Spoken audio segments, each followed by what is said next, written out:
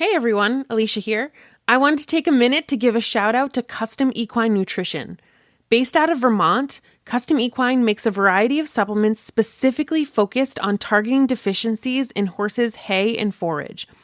Time and again, I am impressed with the positive changes in the hooves I see on their Vermont blend or their copper and zinc blend, as well as their options for vitamin E and omegas. Check them out at customequinenutrition.com. Welcome to the Humble Hoof Podcast. My name is Alicia Harlov. This is a podcast for both horse owners and hoof care professionals, offering discussions into various philosophies on the health of the hoof and soundness of your horse. Please check us out on Facebook or at thehumblehoof.com. A few weeks ago, I chatted with 3 qualified farriers in the UK, Matthew Jackson, Mark Johnson, and Robbie Richardson, who shifted their business to barefoot and composites during their career. Thank you all for making their episode one of the most popular yet. They got some amazing feedback about that conversation. If you missed it, you can scroll back 3 episodes to the UK Farriers Gone Alternative one. Because their conversation was so interesting, I asked them to hop on another call with the focus on how horses compensate for less than ideal movement, environments, diet, conformation, and even hoof care. The conversation is not our standard question and answer format, but I hope you can follow along and enjoy it. Well, I think originally you had mentioned doing an episode on how horses compensate.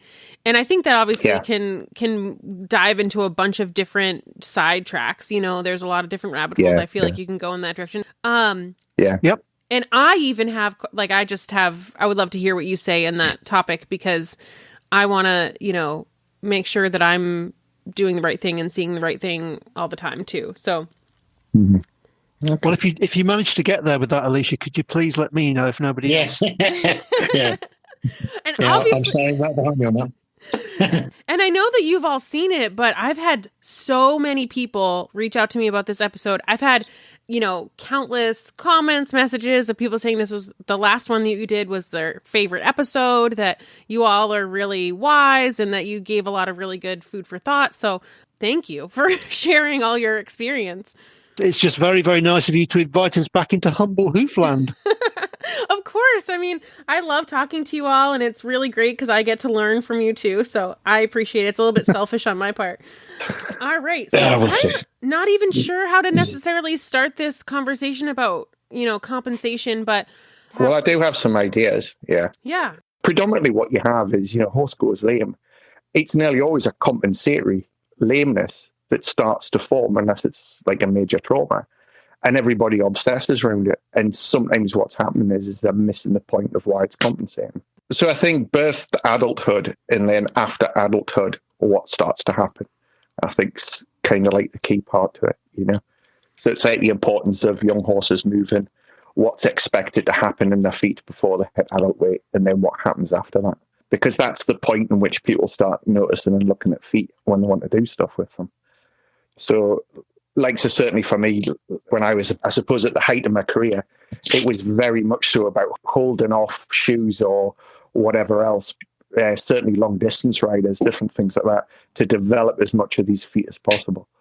Yeah, I mean, I come from, when you said the word compensation, I mean, flipping heck, my mind just span, because I don't know about anybody else in this chat, but certainly the very first time, and also continuously, when I go to meet a horse for the first time or whatever, engage with it, almost the last thing I'm looking at is its feet.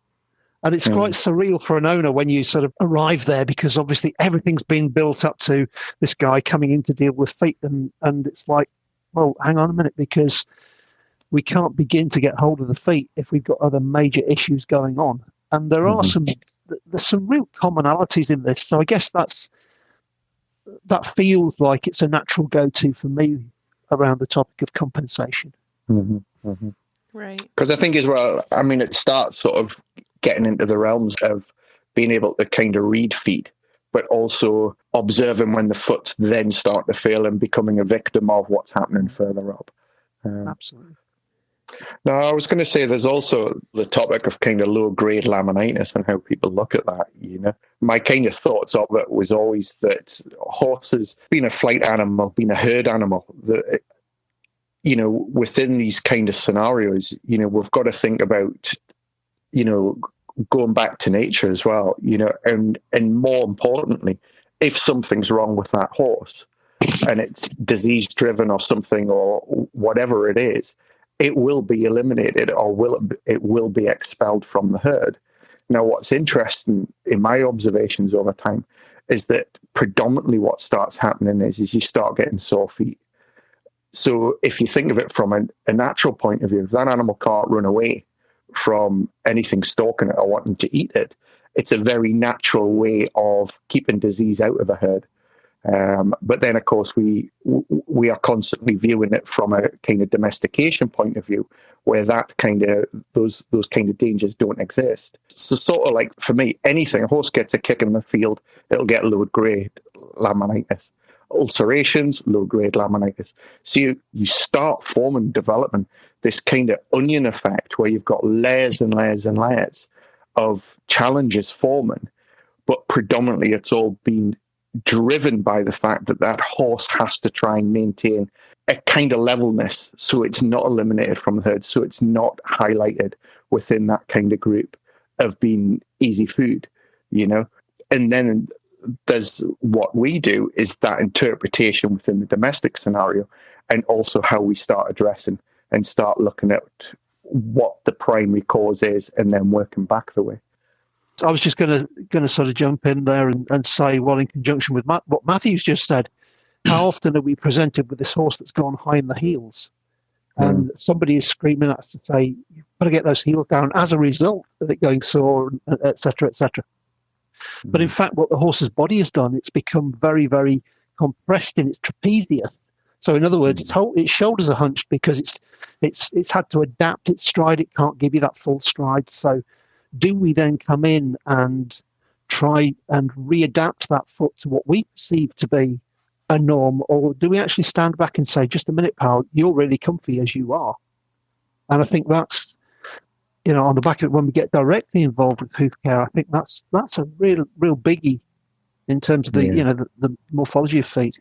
Yeah. So kind of, sorry, Alicia, go for it. Oh, I was just going to say, I started hoof care with this question that I feel like over the last few years still hasn't necessarily been answered. But, how many times when I go to a horse, am I just trying to keep what they have going on because that's what's working for them? And how many times, because, due to compensation or due to whatever else they have going on in their environment or somewhere else in their body, or how many times should I be going to them and looking to change that and adjust it and make it better? And my, constant question that I'm asking myself is, am I making this case better, or am I actually taking away their compensation that they need? And I don't know if maybe some of you can highlight some ways that you've sort of addressed whether you're going to try to change something or keep it as it is because that's what the horse needs to handle whatever situation. For me, it's always coming back to what's the horse telling me after what I've done. Always. Again, close observation of how the horse is using itself in that moment. And, then we can get into the literal things, even like gently using hoof testers to determine whether we've got a reactive hoof or not. Because if we boldly go in and destabilize a reactive hoof, so in other words, you're only simulating what it's going to be like potentially if it steps on a stone or that kind of thing. But do you see what I mean? If we suddenly throw that foot into a profile where it's got to completely engage when it's not ready, we should, I think anyway, we should be concentrating far more on getting that horse into a healthy place first, mitigating any overt problems with it. We might have a horse that's landing very, very heavily heel first. Well, in that case, the horse is probably saying to us, hang on, my heels are too high, but I'm not fit enough to actually move enough to make that change. So then we, potentially we can come in and do something then. But so I think that's kind of the way that I always come at this. Is Robbie still here or is he gone? Yeah. Yeah, I'm learning a lot. I will come in on a couple of points if I may. One is the testers. I keep saying this over and over and over again, especially to vets. Please, when you are using hoof testers, remember you are testing two sides of the foot. You get carried away by the pressure that you're putting on the sole, but the other end of your testers, 9 times out of 10, is in line with the terminal laminae. Yeah. And it is just as likely that you're getting a reaction from the terminal laminae as you are from the actual sole. And anybody can make any horse, I think, lame if you squeeze hard enough. But anyway, that's mainly when I have with vets. After we had our last chat and Alicia talking about compensating, I came up with this sort of query because we had this sort of impartial conversation the other day and realised that we all went away and thought about maybe what we were going to be saying today. I'd like to give you the scenario that we have two horses in front of us and they have a choice, and we're assuming that they can make that choice. And I believe that if the shod horse is standing in front of us and they have the choice of having a good farrier or a good owner, they can't necessarily have both. And I think what we're talking about in compensation is that the horse that is shod will choose the good farrier and the barefoot horse will choose the good owner. And I say that because if you think about it, the compensation that the horse is having to make is going to be, if it's going to have to be shod, then you hope that it's got a good farrier first, because it doesn't seem to have much choice because it's going to be shod. The barefoot, if it has a good owner, everything starts from there. I think we sort of ended the thing last time on this, but and get the owner being able to support everything that we want to do and everything we're talking about will not work unless we have good owners. You can give me as many good horses you like, but all I want is a good owner. Yeah. I think it's interesting. I think when we talking about compensation and different things like that, my absolute foundation of any horse is what happens from birth to adult weight. This is your key time that structure has to develop. So we look at where we're referencing to our Mustangs, to how many laminae they have compared to domestic horses, lateral cartilage development, digital cushion development, all that kind of thing. And we see a feeling within our domestic horses that isn't just a kind of slight. They're miles away from fully formed developed feet. And then the challenge that you have then is at whatever point you get to start working on that animal. Again, we talked about this the last time, and Robbie's highlighted this. What can the horse owner do? What can they do to improve that animal? So we've got multiple disciplines. We've got the environment that it's living in, stress levels, grazing issues, weather challenges. Does it even like the horse in its field that it's its mate? And then you're sort of looking at eliminating as much as that levels of stress as possible. And this, I think, is very, very key.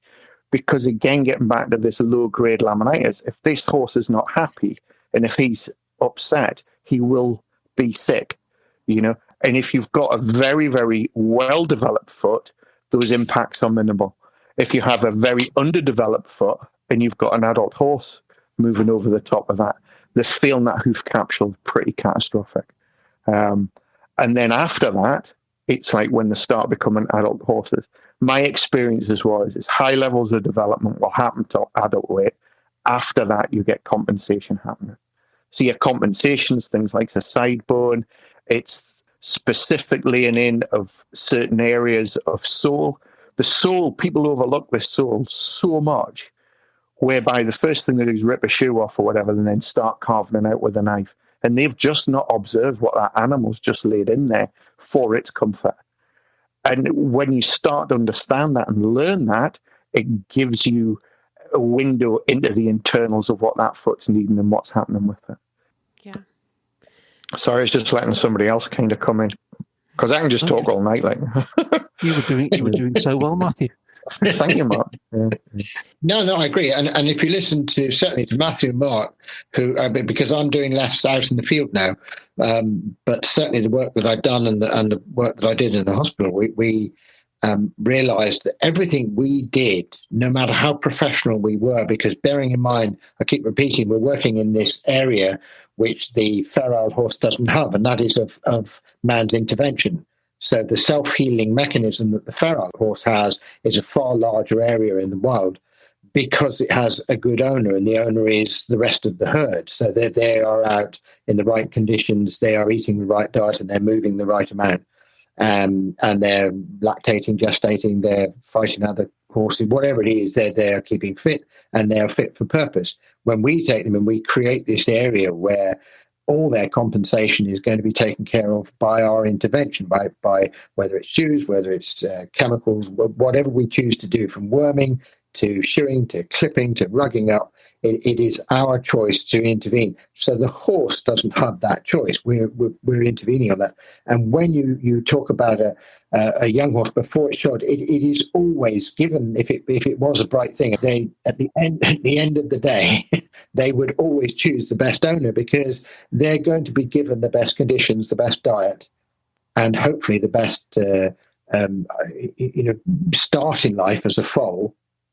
I mean, I see racehorses being born, or eventers, or top grade horses that have been bred because of the parentage of the foal, and it is wrapped in cotton wool, it's put on a level paddock, it's put in straw up to its hocks, whatever. And I just want to scream at them, when's this thing going to go out? And when you look at the feral foal and how far it goes in its first day, and how much it gets used to articulating its joints, and how much the ligaments, the tendons, the muscle tissue, the memory, it by the end of the first week, it is experienced far more in its whole skeletal system than a top-grade racehorse will until it's probably 18 months old. And then when it breaks down, or it doesn't stride up far enough for the owner or trainer to say it's going to go anywhere, it's ignored on its biomechanics, which it wasn't allowed to express as an early foal.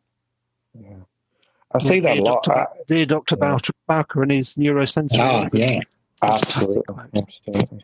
I had experience for a period of time working at a stud over in Aberdeenshire. It was absolutely fantastic, because these guys, with my recommendations, really radically changed an awful lot of husbandry and what they were doing. They were very traditional how they did it, looked after the horses very, very well. But predominantly these animals were relatively static, and of course they were flat races, so some of them were sort of in training at 2-year-olds. So you had this fantastic opportunity within a very short period of time to see what you could do with development and different things like that.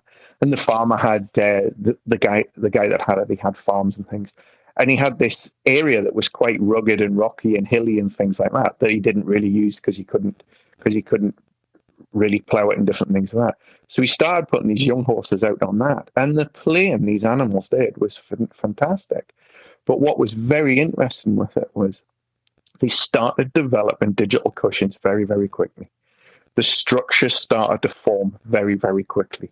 As soon as they got out, as soon as they were playing, as soon as they were running around. And I'm not talking about sort of like 10,000 pound horses here. I'm talking 100,000 pound animals here. So the bravery to let that investment out and basically get into trouble was a huge leap of faith for these people.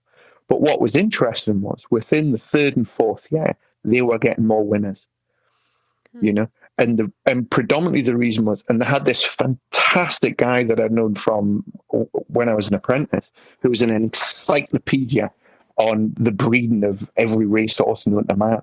And what was interesting, my first few weeks being there and different things like that, picking my brain and stuff like that, basically I could tell them how well the horse was going to do, but more importantly, how its lineage did on the racetrack based on how well developed these digital cushions were. So very, very poor digital cushions. Basically, they loved the soft ground. Well, they loved the soft ground because they didn't have any shock absorbing system there. So the ones that had half decent structure at the back of it really enjoyed the hard ground. And very, very quickly, the groom was able to say, well, actually, its mum was like that. And its offspring have done that and different things like that. So straight away, you got them caught and hooked on this because there was a performance element that they could extract out of these animals. And the irony was, it wasn't keeping them in a stable and basically not allowing that development. It was actually letting them out and allowing them to run up and down hills. Can I just say to back that up? What we're talking about here is facilitating self-healing, and I sort of put growth in with healing here. So we're talking about horse growing and healing, because it is good for it. Now, this, what you've just said, of course, everybody should be doing. But I'm going to be sort of quite callous and cruel here. But a vet said to me once, "It's all very well this barefoot, Robbie, but what's in it for us?" And this is the crux of it. At the moment, the equine industry is massive. And when you look at the nutrition and certainly the human input to this red area, this area that we've created of intervention, where we don't create self-healing, we actually say, no, here are the painkillers, here are the anti-inflammatories, here's the steroids, here's your wormers, all the things that aren't really healing. They're putting on a sticking plaster. Absolutely.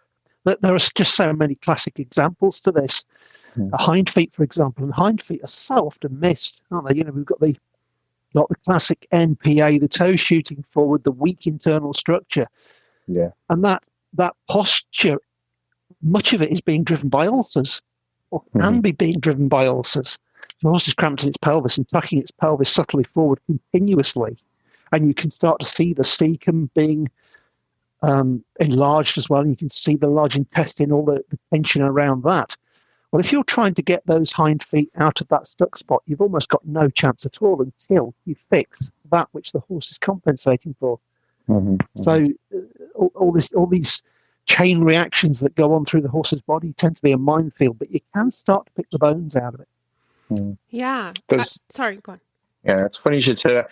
My go-to with every new client and clients that I had was pre and probiotics, get Protexin into your animal, give it liver support on a very, very regular basis, and that will minimize the impact of our UK environment. If that's all you can pay, if that's all you can put into those animals, please just do that. That's your base supplement for to put it in. And everything was based around the health of the gut. Because if you haven't got that, exactly what Mark's saying, the adaptation and the positions these animals put themselves into, because they are in pain, but they are still willing to be under saddle. They're still willing, and this desire and need to be as level as possible until that point in which it completely fails. And then everybody comes in, wonders what's wrong with it, And again, we've got to get back to understanding what the horse is trying to tell us. Because it's taken 6 weeks to 8 weeks to get itself potentially in a position where it is comfortable. And we've just reversed that. Do you know what I mean? Without questioning where that horse is at a point in time. And what's very important is the point at time. Because our UK weather and different things, because our climate changes constantly, these animals are adapting constantly. So you could shoot it 1 week, one way, and that horse is in trouble next week because we've had high levels of rainfall. You know what I mean? So it's absolute key that we can supplement to minimize that level of environmental effect. Is there a point though, Matt? Sorry, Mark, I'm butting in. I'm just wondering whether, we're talking about shoeing, but the three of us aren't talking about shoeing. And I think at some point we must turn the conversation around to the fact that we mustn't stand alone, as we're not standing alone, but how to actually facilitate that self-healing so that they have healthy gut, healthy biomechanics, healthy feet. I'm happy to, wait to ask this question later on, but, I've spent some time talking to Mark. Well, obviously we had that phone call the other night, which I think was amazing. And I know that we can't completely replicate it, but even since then I've been asking Mark some questions, because obviously we come to horses that are compensating or horses that have dealt with issues from, either their management or, previous hoof care work that maybe had, was lacking in some way or another. And I want to make sure that, based on their biomechanics and their movement, that we're able to look at the foot and see ways it is compensating or ways that it's moving and affecting how the foot is growing or how the health of the foot is, when we come to it. And I was wondering if you all could maybe chat a little bit about ways, I know Mark earlier mentioned gut health and how that can affect posture, but ways issues in the body can affect their feet, and also maybe even ways their movement can be affected due to other issues higher up, and how we can deal with that in a better way than maybe the common knowledge that's out there. If that question makes sense. Can I ask you a question, Alicia? Yeah.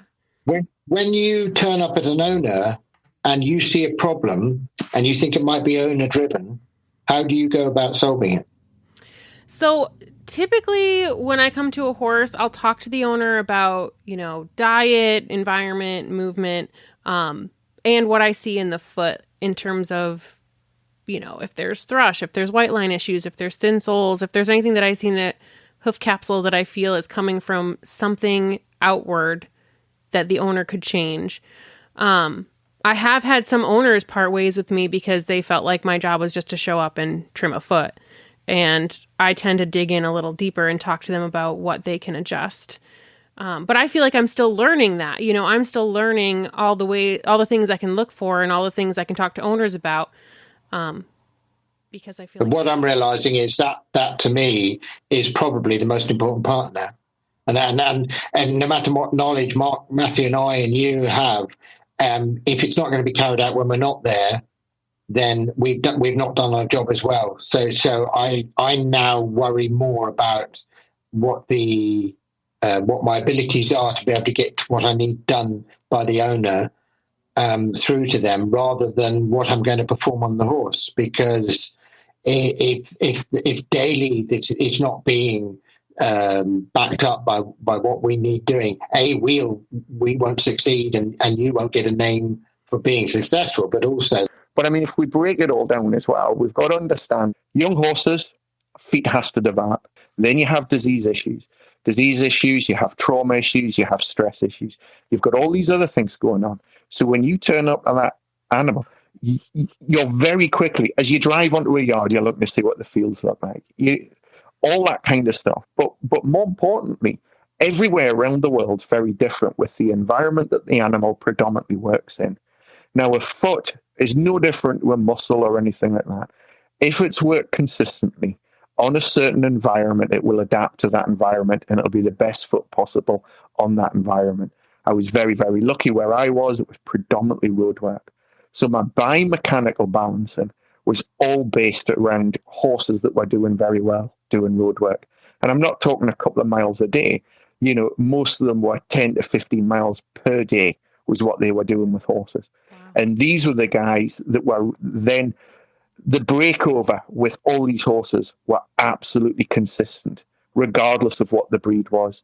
The heel alignment was absolutely consistent, regardless of what the breed was like. Do you know what I mean? How much foot material they were putting out, the patterns on the soles, how much callus was being laid in was very, very consistent based on, let's say, for example, the mechanical development of that foot and where that foot was at. Do you know what I mean? So very early on, I was at a huge advantage because I was learning from these feet. Then I was replicating that to horses that was coming into my practice that you were kind of looking to help. So that's a huge advantage. But like if you go to the States and you've just got desert, all your horses are going to have a certain specific foot based on the needs of that desert.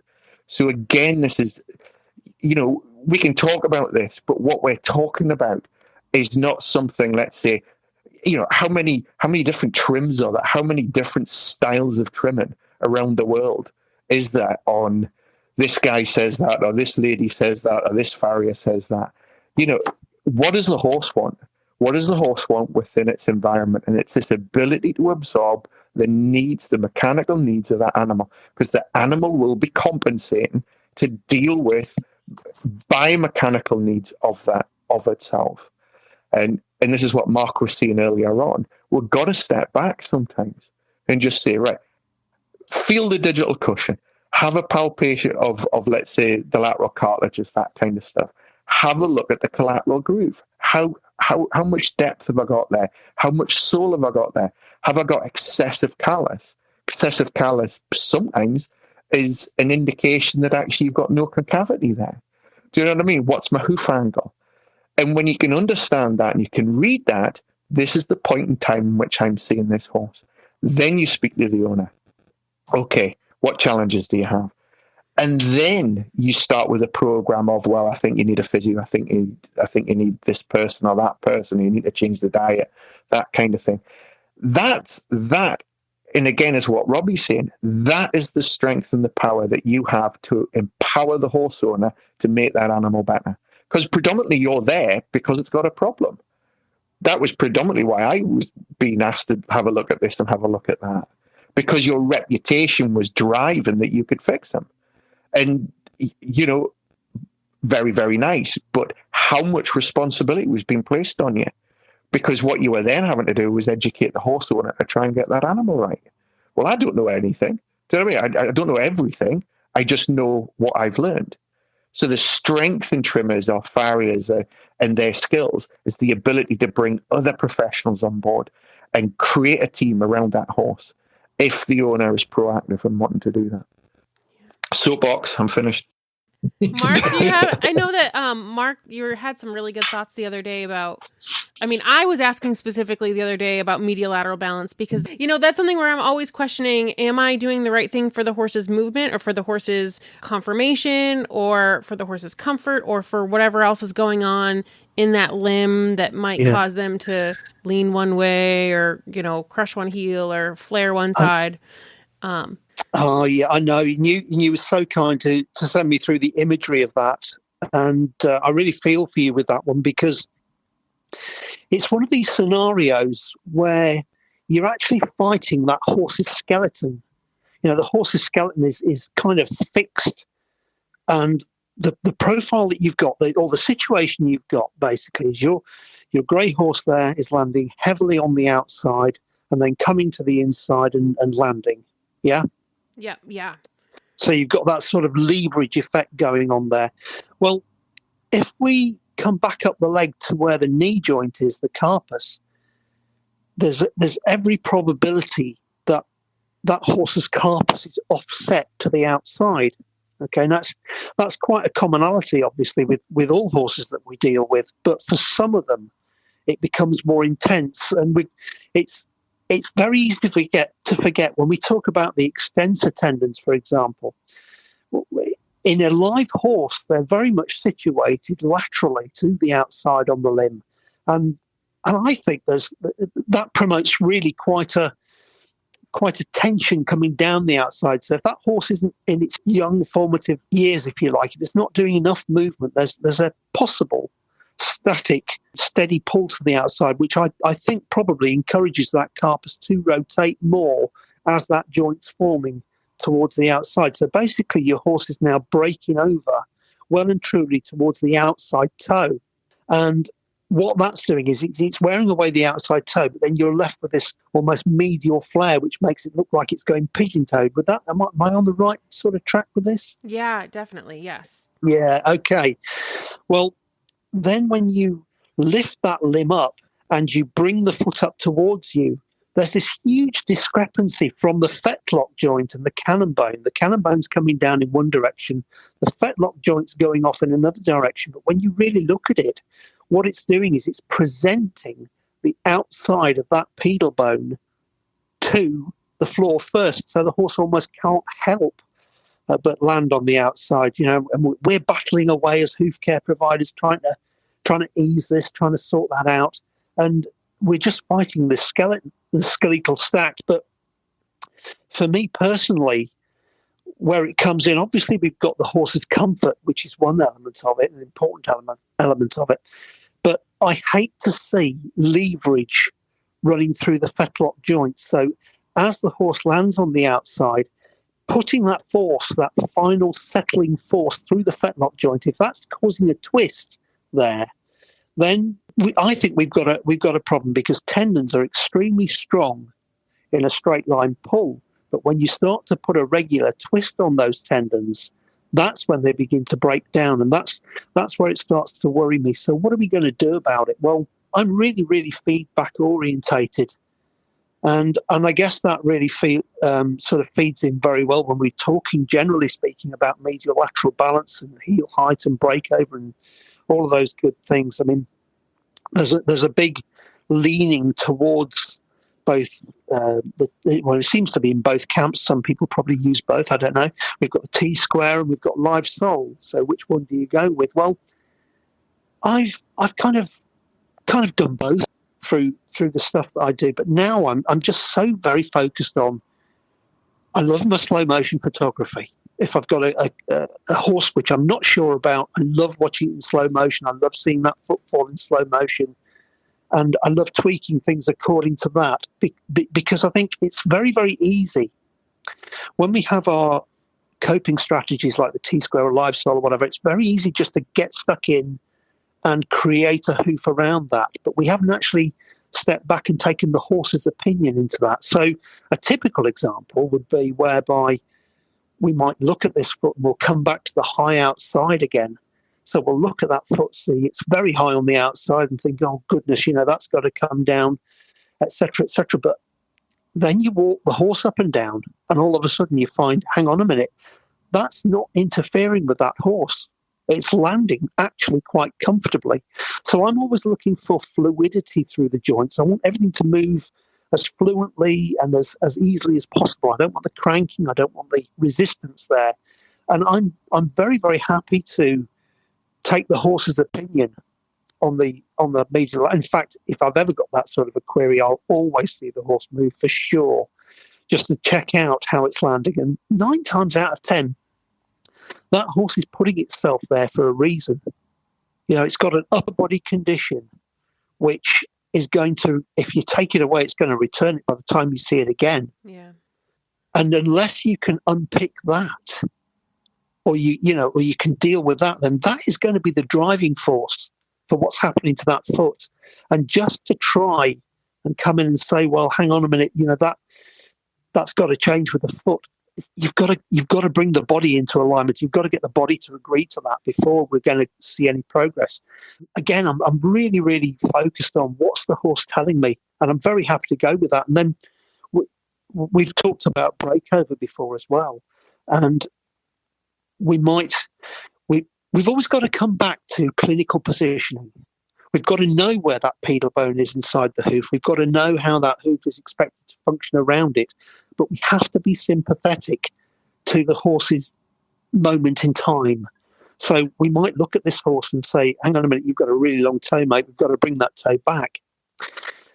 But if the horse is so compromised that it's not going to engage the back of its foot at all and we start hauling that toe back, we've got to remember that the horse basically is only engaging with the front half of its foot. It's not engaging with the back half. So actually, yes, you've got static leverage there, but in dynamic movement, you've not got anything like as much. If you can bring the toe back, brilliant. But if you can't and the horse says, I can't cope with this, then that's for another day. So I'm always trying to get the snatch out of breakover, but I've always got to be sympathetic and aware of where's that horse in that moment when we're trying to do what we do. So I think that's kind of where I'm coming from on that. Yeah, and I think, the current drive for, well, I don't know if you've seen this, but I definitely have seen it where I am, the current drive for, constantly bringing the toe back. I know that there are some horses I can't do that on without them. Yes, that's really exactly what I'm talking about. Yeah, that's exactly what I'm talking about. I have something I want to say. Yeah. Oh, stop it, guys. Stop it. It's interesting. It's interesting breakover as well, in getting back to how people are taught. We're taught symmetry and feet round the frog. And this is what I was saying about compensation. The foot itself has to be, if you think of gravity, because nobody thinks of gravity, if you think of gravity and what that limb has to do, it has to hold up the rest of the mass of the animal. So the foot has to sit within the center line of the main bulk of weight in which it's having to hold up. So what's interesting, when young horses are born, they're kind of on triangles and their legs are sticking out all over the place.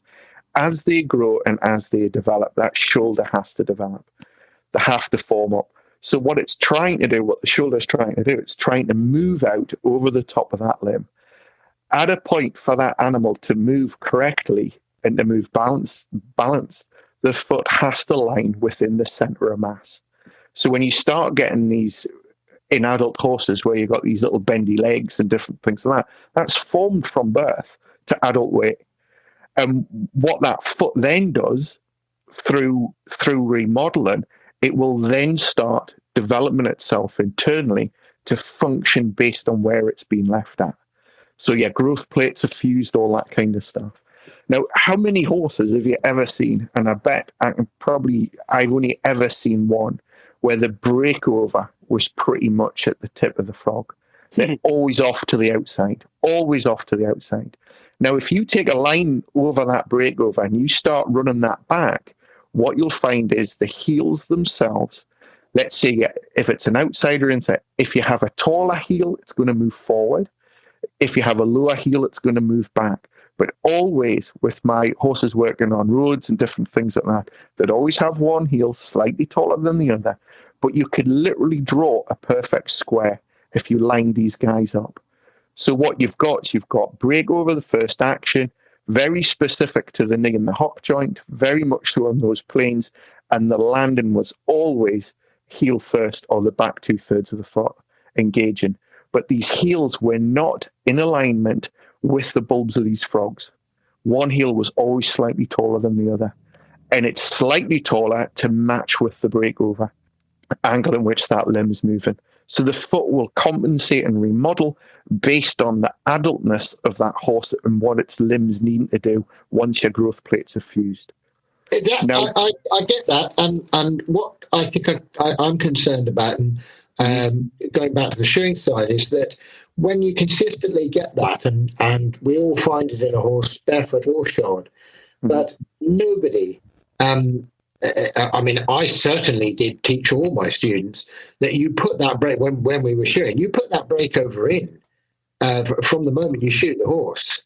You must be shoeing sympathetic to the movement of that horse if you believe that's as best as you can get.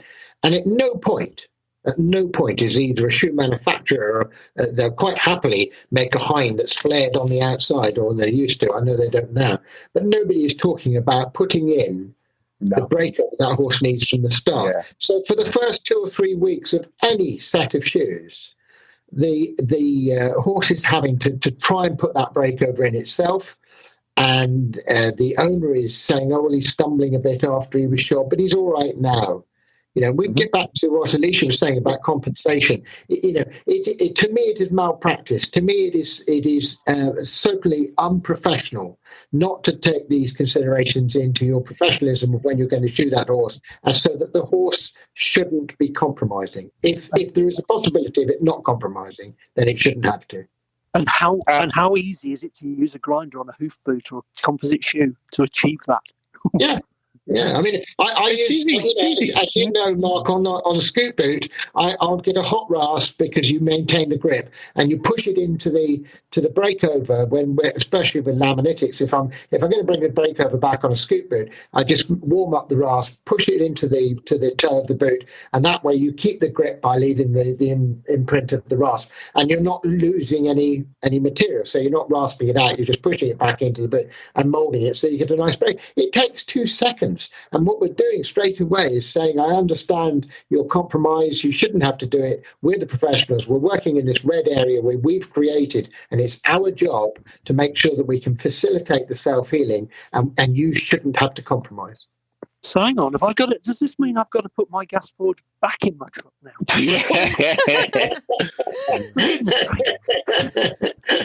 No, just a little cooker. That's all you need. We've got that already.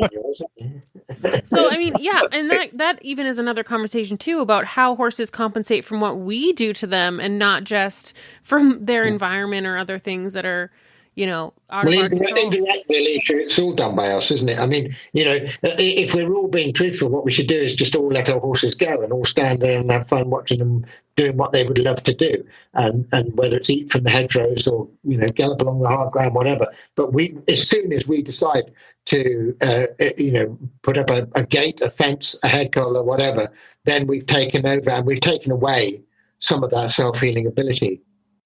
Can I just say one more thing, because it's funny. It's always been in the back of my mind and different things like that. At the height of my barefoot career, I was probably shoeing. I was transitioning into sort of barefoot more than shoeing and getting out of the shoeing and things. And I had a summer where it was completely dry from April right through to September, and the ground got harder and harder and harder. And at this point, I had numerous horses that were unshod on most of the yards that I worked at. And what started happening was all the shod horses started going lame, and all the unshod horses were doing much better. These are the ones that were trekking more. They were having to pick up the slack because the shod horses weren't able to cope with the hard ground. Now, and I was starting to get like absolutely proper cocky about it. Isn't this fantastic? Best thing since sliced bread. But what all these horses were doing was producing masses and masses of sole. They were layering and layering and layering the soles up.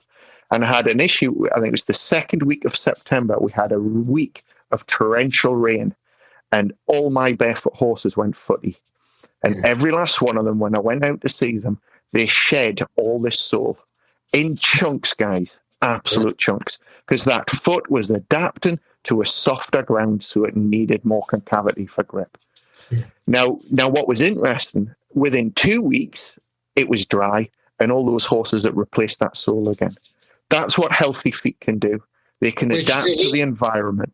Alicia, getting back to the start, compromise is a good thing as well. So when they're compromising for the weather, as Matthew's just been saying, we've got to read that as well. And a shoeing farrier, as we all were, we were conscious of it, but they're not taught to read it. And obviously the horse is trying to talk to us all the time.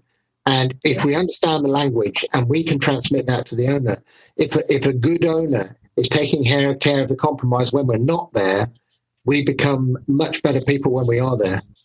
A horse's foot's trying to be the best foot possible with what it's got at any given point in time.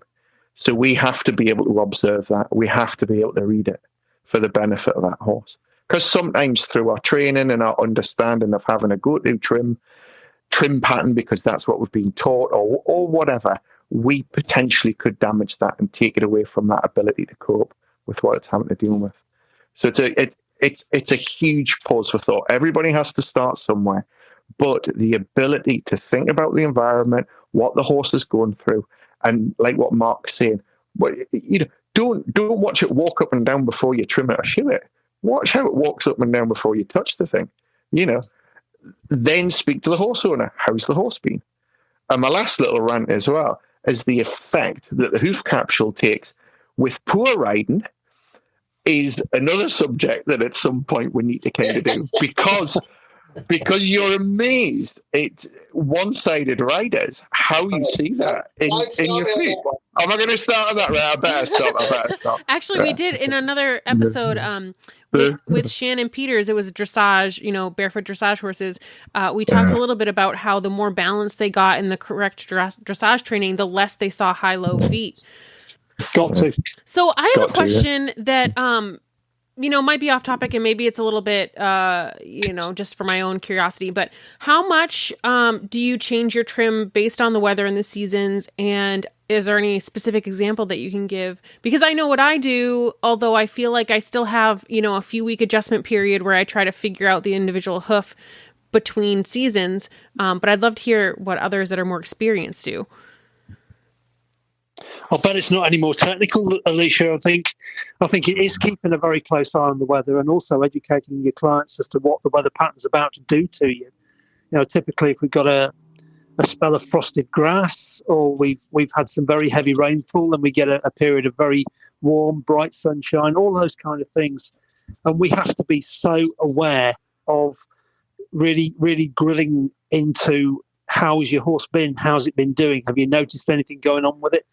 I think it's massively important. And of course, if you've gone through that change, then you can expect to have to be a lot more gentle with what you might have been doing. So, for example, if you've got a horse that you really want to ultimately end up a lot shorter in the toe, and you've been going quite happily, taking, say, between 10 o'clock and 2 o'clock on the foot as you look at it, and leaving a lot of the rest, you might just have to say, okay, well, we'll catch you next time. Or you shorten your trim cycle, get through that weather spike, and then come again at it. I mean, just having some great fun at the moment with 10-day trims, which it'll be a combination of owner input and myself. And the beauty of a 10-day trim is it almost completely eliminates all of those worries, because you're not doing enough to destabilize that hoof capsule. If you've got to get your nippers out, then you've really got to think about how healthy is the horse, how robust is the foot, do you see what I mean? So, yeah, that's my little bit for it, I think. Yeah, I think we're back to this thing of the owner's participation, and obviously if you're trying to make a horse better, and the 10-day trim, which Mark and I have been talking about lately, if we can get insurance companies and vets to realise this is actually a series of treatment. And it could be a seasonal thing with weather and conditions, but also whether it's laminatics or whatever. If they can say, look, rather than it being on a course of Navlox for prenavicular syndromes or whatever, that we have a 10-day trim system which would last for however many X trims, and we've got boots and all the things that go with it. But professionally, this is accepted as a regular system. Then we're not going through that big change. But if you've got an owner who can put in a track system, can put in the right environment, can put in the right conditions underfoot, then we're going to work less anyway, so that when you have the weather change, the horse is going to be telling you when you turn up.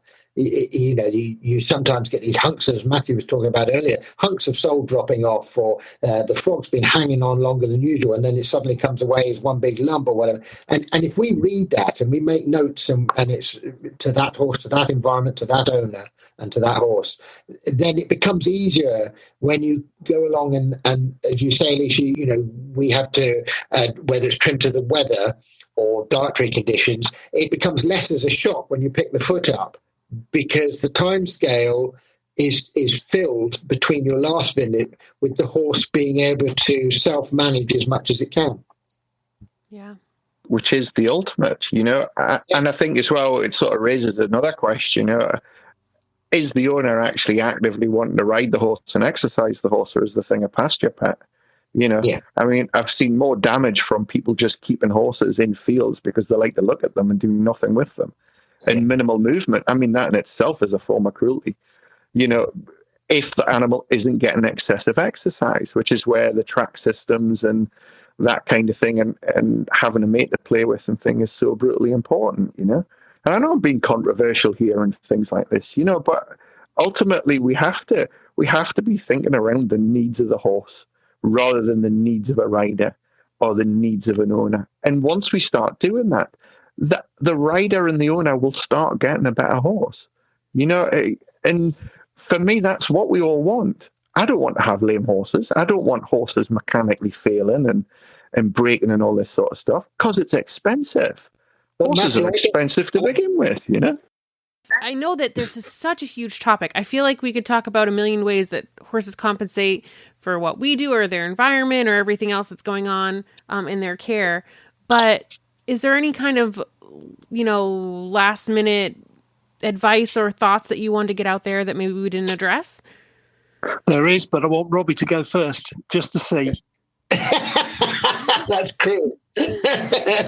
No, Mark, come on. It's time you spoke. We've ranted. But okay. Give your horse's feet a holiday, because everyone needs to relax and unwind. Yes. Mark and I are starting a whole regime of giving the horse's feet a holiday. So a good 8 weeks holiday every year, never hurt anybody. Do you mean from shoes? Well, I wouldn't give them a holiday from trimmers who are doing a good job, but I think horses certainly horses that are in shoes. When I was an apprentice, every horse, no matter what it did, at some point in the year it had its shoes off because it wasn't doing the discipline that it was brought to do. But nowadays, a hunter is meant to be a show jumper, is meant to be a hack, is meant to be. So horses can be used every day and all day if they want. And it's not now seemed usual for a horse to have its shoes off. And what we're saying is give the feet a holiday for 8 weeks. And any good farrier will say it's a brilliant idea, because when there's, even for 8 weeks, I mean, I've much rather it be longer. But within those 8 weeks, supposing the horse even goes better in the school, supposing, by just buying a pair of boots, they could prolong that to 10 or 12 weeks. But also suppose that when they come back to shoe it, that split isn't so bad. The frog's a lot healthier. Those heels have spread a bit more. The white line isn't so bad. All those things. And if they read it, then they'll realise that the horse is going to compensate less with shoes off. And if it doesn't, then fine, go ahead, shoe your horse. But I think most horses will tell them that having the shoes off is a wonderful thing. Yeah. Yep. I think Matthew, I suppose for me, it's just to thank horse owners. I've been very fortunate to have a very incredibly enriched life working with horses. But I think everybody will go through a stage where they lose awful lot of confidence and they struggle with the direction they're going in. And I would say that's predominantly it's because of poor training. It's poor access to information where people are not stood there lying to them because their ego needs to drive something. You know what I mean? And I think horse owners themselves have to give themselves credit, because without them driving this, we'd still be tacking shoes on and having my head in the sand. People taking their animal, wanting to do better for them is where predominantly most of my knowledge came from, because I didn't know. Do you know what I mean? These guys went out there and they sought that information, and it's our responsibility to be vulnerable enough just to be sponges, just to take that information as and when we need it. Because ultimately, as farriers and trimmers, although that one person's obsessing over one horse, our ability to reach out to all the horses in our practice with best practice within our areas will always have a benefit for the animals around where, so it's about coming together. It's about coming together and sharing knowledge and different things like that. And predominantly the power of that has to come from horse owners. They're the guys with the bucks, and humbly grateful for them. Yeah. And I think this is great. And honestly, I have, so many more questions myself that I would love to chat about. And I wish I had more time. You take care. And thank you. It was a wonderful job. Yeah, thanks ever so much, Alicia. It's really good of you. Yeah, I really appreciate it. Thanks, Alicia. Have a good rest of your night. Take care. Bye. Bye. Take care. Bye. Bye all. I always say that I'm slightly more hoof obsessed than the average person, and chances are, if you're listening to a hoof care podcast, you are too. So we should probably be friends. Feel free to find me on Facebook or email me at thehumblehoof@gmail.com.